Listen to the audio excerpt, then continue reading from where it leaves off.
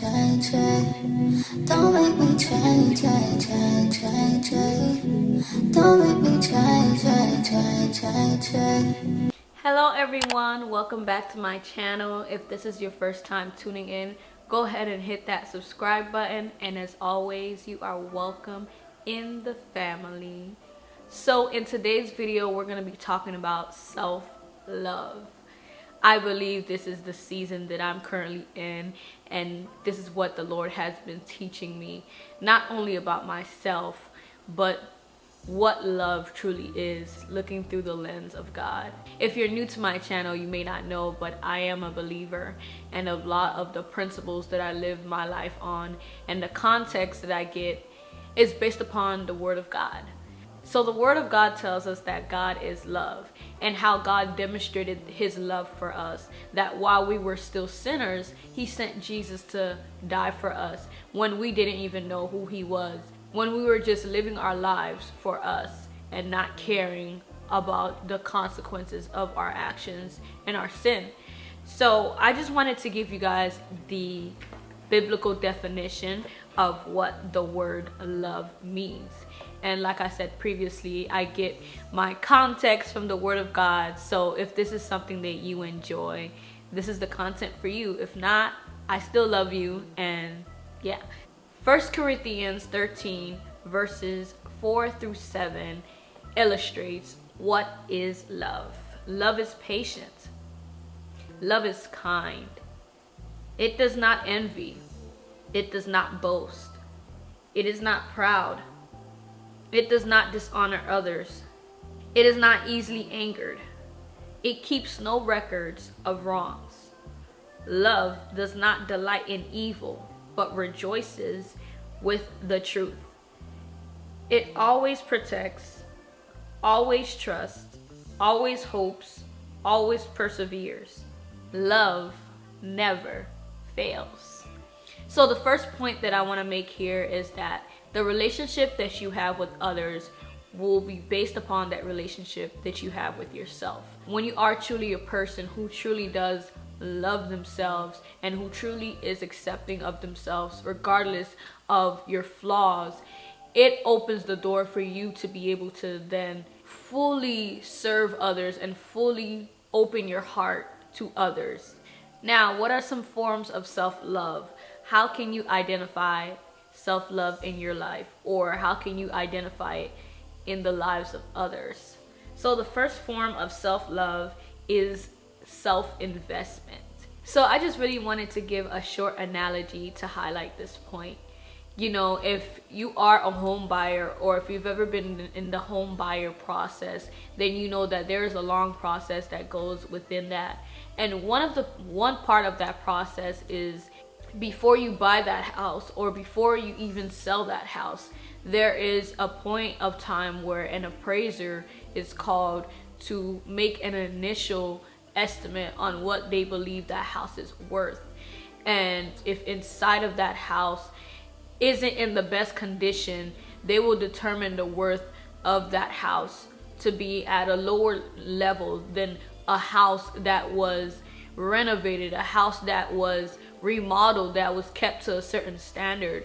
So this is the same way with us. When you are someone who loves yourself, you are constantly making investments in yourself, whether that is emotionally, physically, mentally, spiritually. These are all investments that you make in yourself that will be evident when you go out and show up in the world. Someone who makes investments in their self will naturally place a higher value on themselves, rather than someone who neglects themselves or who lets themselves go. Another form of self-love is self-acceptance. Before you can even improve anything about yourself, before you can even make the proper adjustments or the proper investments, you have to really be honest with yourself. The worst person that you can lie to is yourself. You have to really sit back and reflect and take inventory on all of the things that may not be so good about you right now, but you accept those things. Even the things that you cannot change. Like me, for example, I always hated my forehead. I always hated my forehead. You know, I would try to have certain hairstyles that would cover it up, just to not see that. But now I'm starting to come to a place where I've accepted that I have a big forehead. And I love it. I can't change it. Of course there's surgery where you can make these adjustments. But when you truly do love yourself, you realize that you're not a perfect person, but you accept yourself regardless of your flaws. And this is the best way to start improving on your self-love. Accepting those things that you can't change about yourself. Embrace them.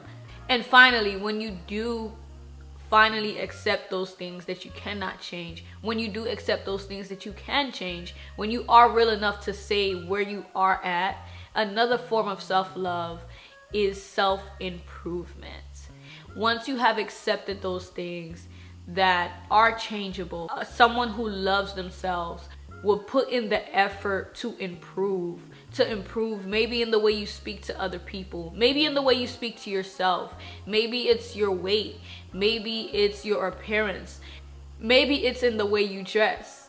Whatever it is that you can change, that you've analyzed, okay, I can do a little bit better on this, I can do a little bit better on that, so let me improve on myself because I love myself and I want to show up as the best person that I can possibly be.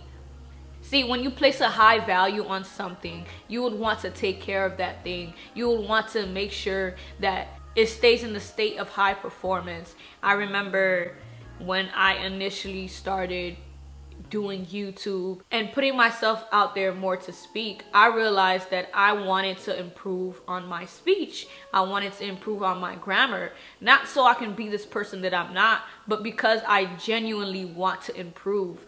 That stems from me loving myself, improving on those little things that maybe no one sees. This is where your self-discipline comes in. Self-discipline, as I said in my previous videos, stems from self-love. When you have assessed yourself and you realize, okay, I can use some improvement in this area or in another area, and you partner that with self-discipline, you will always see the fruit of self-love. Oftentimes when you've mastered self-love, that's where you can be the most humblest, pleasant person. Sometimes in our society we confuse self-love with someone who on the outside may look like they have everything going on. On the outside they may have the nicest shoes, they may have the latest outfit, they may have the latest car, the nicest house or whatever, but all of these things do not equate to self-love. All of these things do not equate to confidence. Self-love is not arrogance. It's not you speaking to people however, or you just being this nasty person. That's actually a sign of low self-esteem, and you can tell the difference. It's like night and day. So even if you failed at loving yourself in the past, maybe you got into a bad relationship where you didn't practice enough self-love, maybe you allowed that person to get away with too much they should not have gotten away with.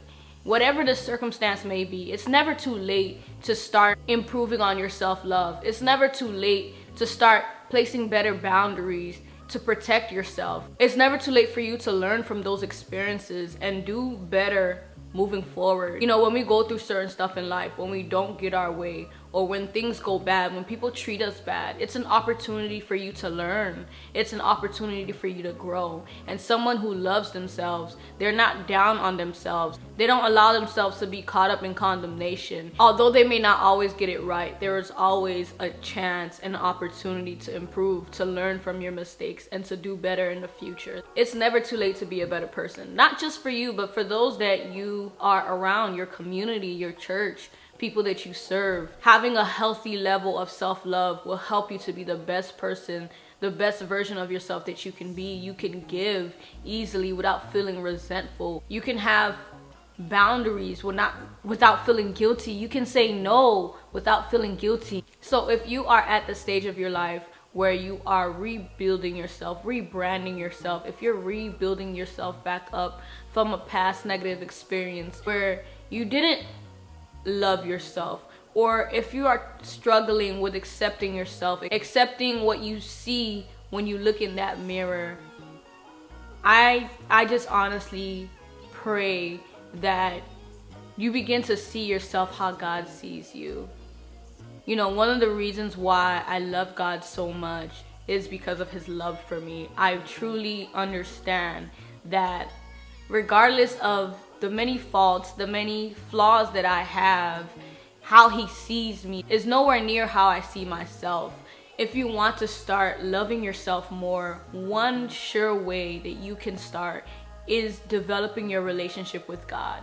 Only your creator knows the value that you have inside of you, because he is the one who created you with that. God knows more about you than you know about yourself, that you have yet to unwrap and unravel about yourself. The most beneficial thing that you can do this year or the year coming is to have a relationship with him. Seek him daily. Read his word. What does his word say about you? That you are fearfully and wonderfully made.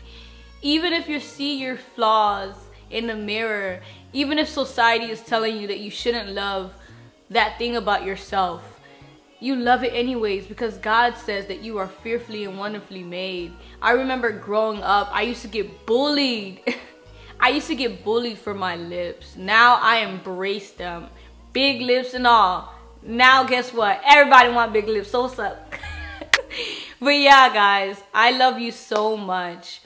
And I pray and I hope that you will begin to look inward, shut out the noise of the world, shut out what the world thinks is beautiful, shut out the beauty standards that is promoted in the world, and look within.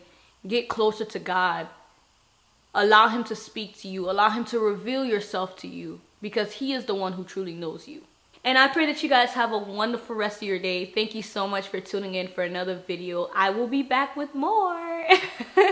Don't forget to hit the like, comment, share, and subscribe button. And as always, I love you guys. Bye.